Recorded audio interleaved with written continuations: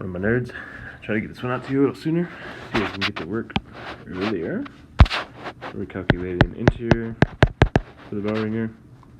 12 sides. 180 times 10 is 1800 divided by 12 would be 150 degrees.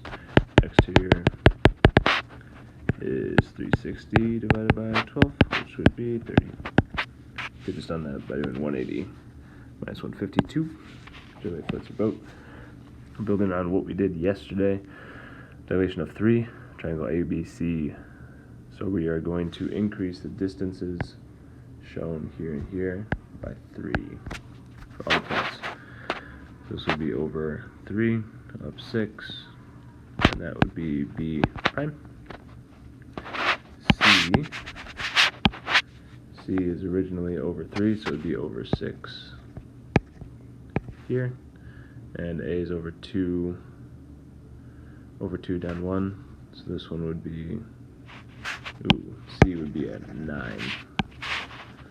C would be at 9, C prime would be at 9, and this would be at 6, -3 for A prime. And there is your dilated triangle. Slightly bigger. Your normal. Try it. Wants you to go half the original size. You divide everything by 2. So R prime would be at -2. P prime would be at 4, 2. And Q originally at 12, -4, so it'd be at 6, -2, Q prime. And draw your triangle. Half the size, just a little guy. How the distances to the origin from each image point related to the distance to the origin from each corresponding pre-image point. They are half the distance.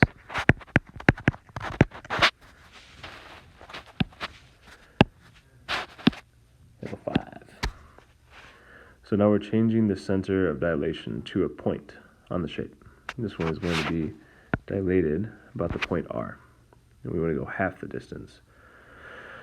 So, same thing, except now we're using R as our dilation point. Repeat the process for all of the points. So S is 2, 4, 6 away, so it'll become 3 away. That'll be S prime. Q is 8 away, so it'll become 4 away.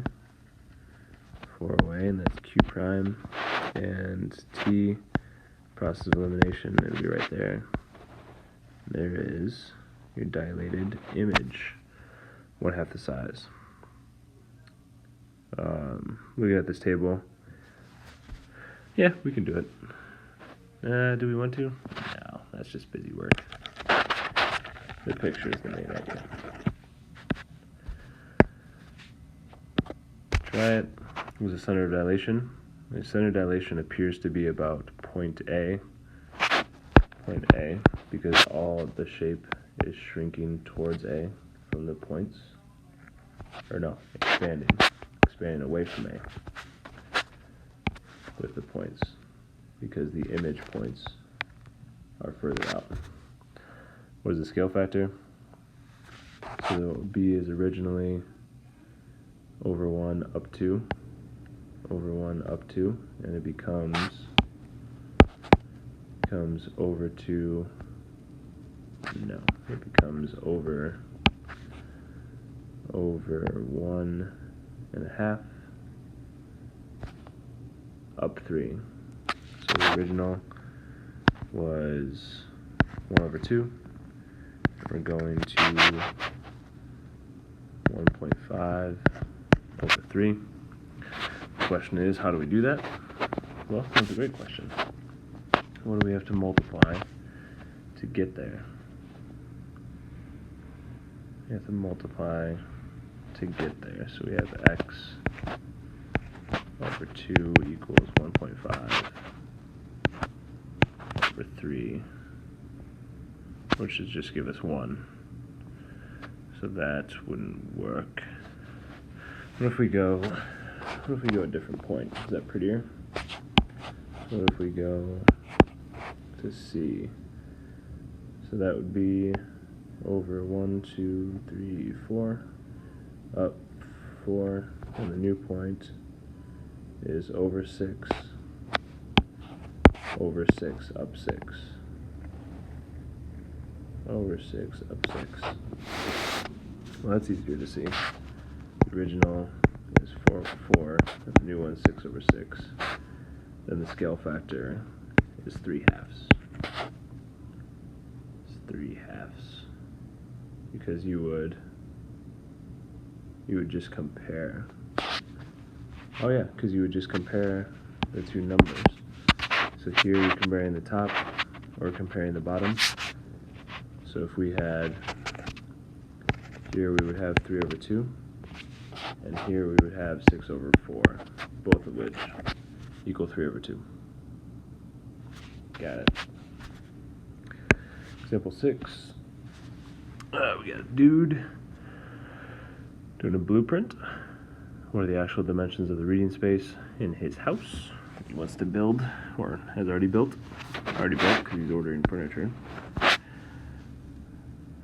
So the blueprint has dimensions of 14,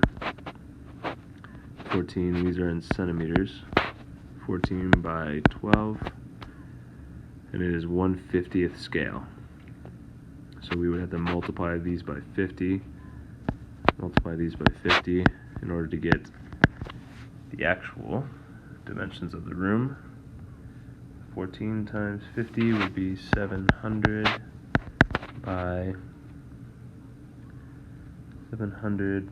600 centimeters. There's 100 centimeters in a meter, so that would be 7 meters by 6 meters. For those of us in America, that would be 7 times 3.3 would be 23.1 feet by 19.8 feet. Not necessary, but shout out to America, not adopting the metric system. The second one says, what is the actual area of the reading space? Actual area of the reading space. So let's keep it in centimeters. So comparing is easier. So 700 times 600 would be 420,000 for actual. Blueprint 14 times 12. Blueprint would be 178. Just to be clear, multiplied 700 by 600 to get that, and then multiplied 14 by 12 to get that. And how does the actual area relate to the area on the blueprint? Well, the actual area, 420,000 divided by 168. How does that relate?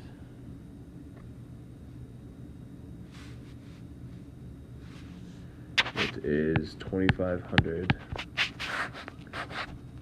times bigger, which should make sense if you think about it. The scale factor for each of the sides is 1 over 50. You're going to multiply those sides together to get the area, so you square it. And the blueprint would have an area of 1 over 2,500. Science.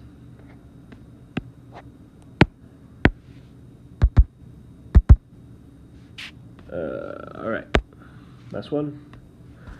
Blueprint for house uses a scale factor of 1 over 20. The dimensions of the actual kitchen are 3.1 by 3.4 meters. What are the dimensions of the kitchen on the blueprint? So let's convert these back into centimeters. So 310 by 340. Divide it by 20 to get the actual dimensions. divide it by 20, and you would have 15.5 by 17, and that is now in centimeters. This relationship to area of the actual kitchen, area of the kitchen on the blueprint, so that's what we said before. It would be actual area in the kitchen. So from going the actual kitchen is 400 times larger in area than the blueprint. And that is just taken from doing 1 over 20 squared equals 1 over 400 over 400, or if you don't like fractions, you can just do 20 squared, which would be 400. Just how we get that. Alright, here's your stuff. 7.1 is due on Friday. Exam corrections will be due next Monday because you won't get your exam back